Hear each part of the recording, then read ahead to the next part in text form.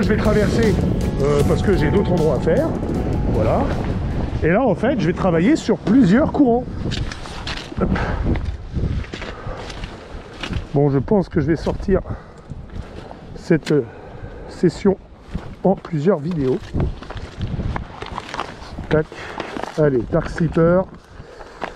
Je vais prendre en... C'est 14 grammes. Je vais prendre de cette couleur là.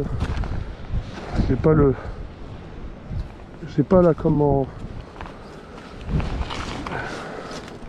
Le nom de la couleur. Voilà, c'est... Il est un peu plus petit que l'autre. Et là, toi, hein, j'abandonne complètement le coin. Je ne me tourne pas du tout vers ce coin-là. Si je veux vraiment revenir ici, dans une heure vraiment, dirons-nous, adéquate et idéale pour le bar, je ne reviendrai pas maintenant. Il faut que je revienne dans une heure à peu près. Dans une heure, j'aurai plein de spots, plein de choses qui se seront créées. Donc ce sera le moment d'en profiter pour pouvoir pêcher.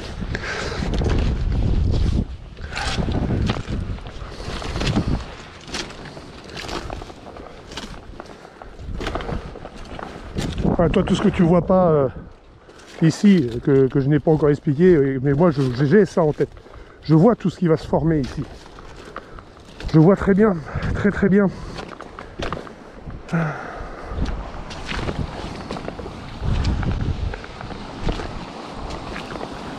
Ces images-là sont imprimées dans ma tête. Hein. Je sens presque, je pourrais dire que à un certain moment donné d'une partie de pêche, je sens presque que quand il faut s'arrêter de pêcher parce que le poisson sera plus là, c'est vraiment instinctif quoi.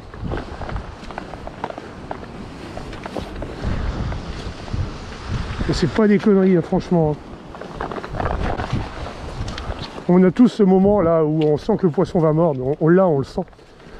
Et quand tu connais tes coins, mais c'est encore plus marquant sur ton comportement. Dans 30 minutes, normalement, de l'autre côté de cette tête, le courant va commencer à rentrer dans la plage.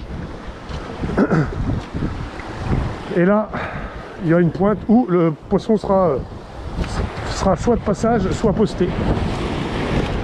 J'aurai à peu près une demi-heure de pêche sur cette pointe-là. Et il faudra que je me dépêche pour revenir sur ce secteur-là pour pêcher d'autres moments propices aux poissons.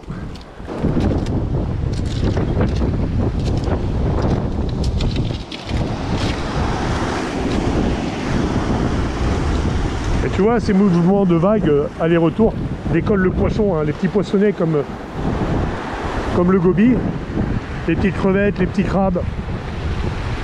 Ça les décolle des cailloux au retour de vague et le bar est posté juste derrière. Hein.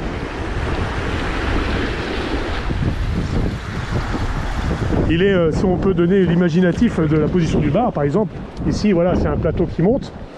Lui, il va être posté ici, clac, et il va attendre. Au-dessus de sa tête, il y a un courant qui va passer, et lui, il va être là.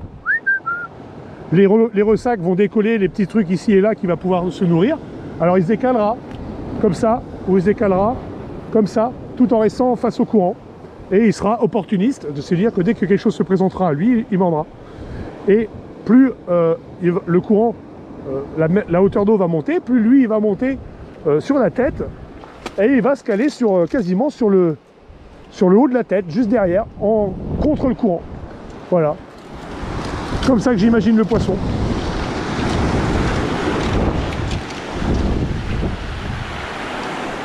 Je me trompe certainement, hein.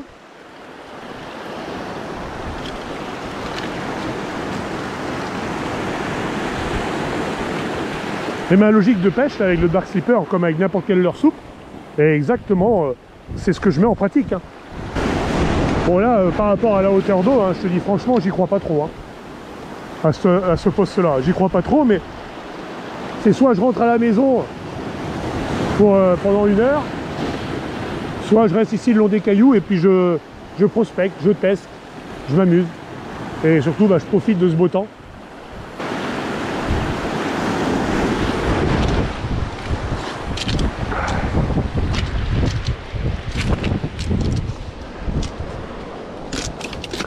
Ouais, petite pointe de cailloux là-bas.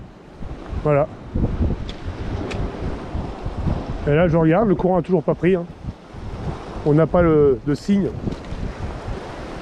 où le courant aurait pris. Ah, il y a un pêcheur sur la plage là-bas. Il fait un peu de plage. Il a raison. Faut tenter. Mais par rapport à l'heure de la marée à laquelle il se présente, c'est pas bon. Alors je m'explique pourquoi. Ah merde. Ah non, pas mon arc slipper. Alors je m'explique pourquoi. Je vous ai bien parlé de deux courants qui vont se scinder sur cet endroit-là. Donc on était juste là-bas en face où j'ai pris mon deuxième poisson. Et je t'ai dit que là, le courant, en fait, il arrive en face. Là, il passait par comme ça. Voilà, il rentre comme ça. Plus la hauteur d'eau va monter, plus il va y avoir un courant qui va partir, en fait, qui va choper la tête ici, qui va partir au nord-est. Et tu auras le courant qui sera scindé en deux, qui va partir comme ça, et qui va aller direction la plage. Et bien, tant que ce courant-là n'est pas fait, tant qu'on n'est pas sur cette configuration de courant, tu ne prendras pas de poisson. Si tu en prends un, c'est presque que du bol. Tu ne seras pas dans des éléments propices pour pêcher le poisson. Et là, depuis tout à l'heure, on fait que de parler et je ne prends pas un poisson. Et pourtant, je réfléchis et je cherche qu'est-ce que je pourrais faire la différence pour que s'il y a du poisson à poste, je puisse le prendre. Mais faut-il encore qu'il y ait du poisson à poste et surtout qu'il soit dans son pic d'activité. De t'expliquer tout ça, pour moi, c'est nouveau. J'ai toujours conservé ça pour moi. C'est des choses qui sont arrivées dans mes mains. C'était inné. Voilà, je l'ai compris très rapidement. Mais tout ça, tout le monde ne peut pas le comprendre aussi facilement. Voilà, donc on voit le pêcheur qui arrive. Il va se placer sur la pointe qui est juste là. Et il est encore légèrement trop tôt. Là, dans 10 minutes à peu près. Je commence à voir un petit peu une certaine ondulation sur le caillou. Juste en pointe de caillou. Et donc, normalement, dans 10 minutes, je dirais, 10 minutes, un quart d'heure, il y aura un passage de poisson à se faire. Alors, il pourra rester, des fois, sur ce coin-là, il peut rester une demi-heure, hein, je dirais. Pendant une demi-heure, il y a moyen de s'amuser. Donc, bien entendu, je ne vais pas aller au contact de ce pêcheur. Alors pas parce que je veux pas discuter avec lui ou pas parce que j'ai envie d'être seul ou autre chose, mais simplement parce que je respecte qu'il soit sur son poste, donc je n'irai pas le déranger. Et pourtant, comme je te l'ai dit, il y a vraiment moyen de toucher du poisson à cet endroit-là, et là ça va commencer.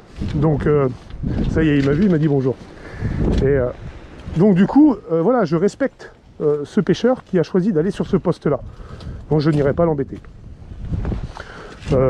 Après, s'il vient vers moi, vers un poste que je suis en train de faire ou de prospecter, je ne lui en veux pas non plus. C'est aussi le côté amical de la pêche. On peut être à la discussion et tout cela, mais je n'en veux pas non plus à la personne de venir me rejoindre. Je cesserai certainement de pêcher ou dans ma discussion, j'essaierai peut-être d'amener le pêcheur à choisir une autre option sur le spot. Et voilà, c'est un total respect qu'il doit y avoir entre nous. Et c'est les bases du respect à la pêche, de ne pas aller se frotter au pêcheur qui est en train de pêcher. Voilà, il est dans son coin, il est dans son truc, il est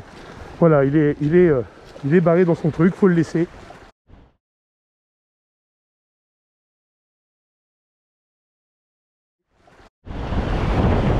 Bon les copains, j'avais plus de batterie. Oh putain, c'est cool. Mais ben c'est dommage. Voilà, on est sur un poste où je vous ai montré le pêcheur qui pêchait sur la pointe qui est recouverte. Et moi j'en ai profité pour, comme il était plus là, pour revenir Et comme je suis sur un retour de pêche, je fais quelques postes avant de rentrer. Et donc là je l'ai pris là. Voilà. Voilà, voilà.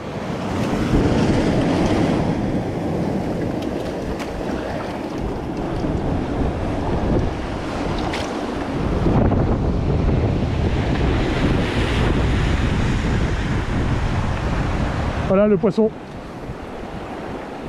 Encore pris au Swatchad.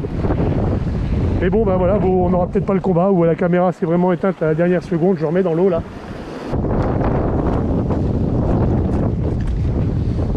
Allez, la remise à l'eau mon petit père.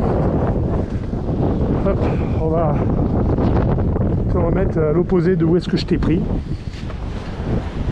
Je t'aurais bien mis autrement dans une petite mare, mais je crois que j'en ai pas.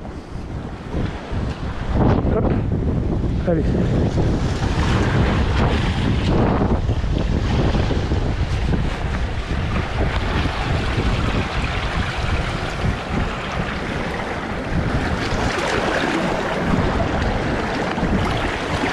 Au revoir.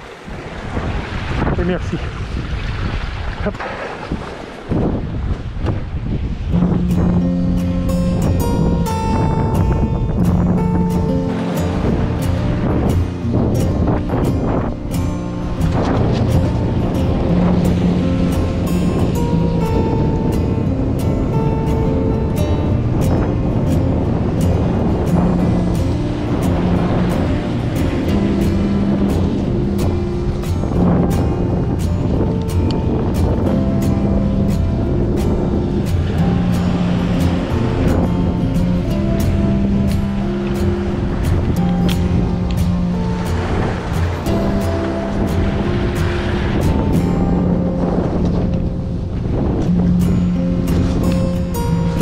Bon allez, cette fois-ci c'est vraiment la fin. Hein. Allez, j'espère que cette petite vidéo t'aura plu. Hein. J'y ai mis beaucoup de cœur hein, pour te faire un maximum de retours sur le courant, sur le postage des poissons. J'ai fait du mieux que j'ai pu. Je te souhaite de prendre soin de toi et des tiens. Allez, Kenavo la vie. Ciao.